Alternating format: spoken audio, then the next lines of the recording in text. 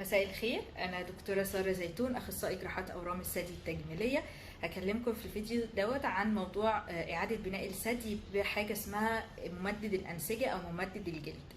مش هطول عليكم، هو جهاز بنستخدمه في الحالات اللي ما بنقدرش نعمل إعادة البناء في نفس الوقت مع الاستئصال، عشان يكون الحالات هتاخد إشعاع او الورم متقدم او في اثار في الجلد. فبنحتاج ان احنا نعمل استئصال ونركب حاجه اسمها جهاز ممدد او ممدد للانسجه، بحيث ان انا انفخه تدريجيا بعد العمليه يعمل لي اتساع في الجلد ويعمل لي مكان او فراغ اقدر احط فيه بعد كده يا عضله من الظهر او سيليكون، عشان اعمل بعد كده اعاده بناء للثدي.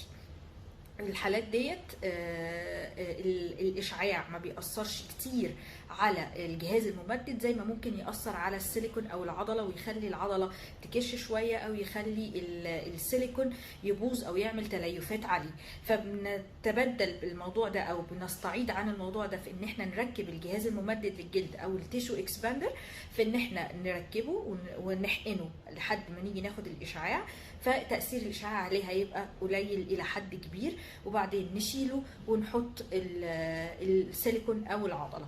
ونقدر نعمل ده امتى؟ بعد الاشعاع ب6 شهور. يعني ما دام ما عديناش على الاشعاع 6 شهور ما ينفعش نعمل اي جراحه، سواء هنعمل اعاده بناء تكميليه او بدايه اعاده البناء اصلا، الا لما يعدي 6 شهور على الاقل من الاشعاع، عشان نقيم حاله الجلد وقدرته على الالتئام بعد الاشعاع. لان التاثير بتاع الاشعاع بيبقى على المدى البعيد شويه، بيأثر على قدره التئام الجلد، فبالتالي ما بنحبش نتسرع ان احنا نعمل اعاده بناء واحنا لسه في فتره قصيره من الاشعاع.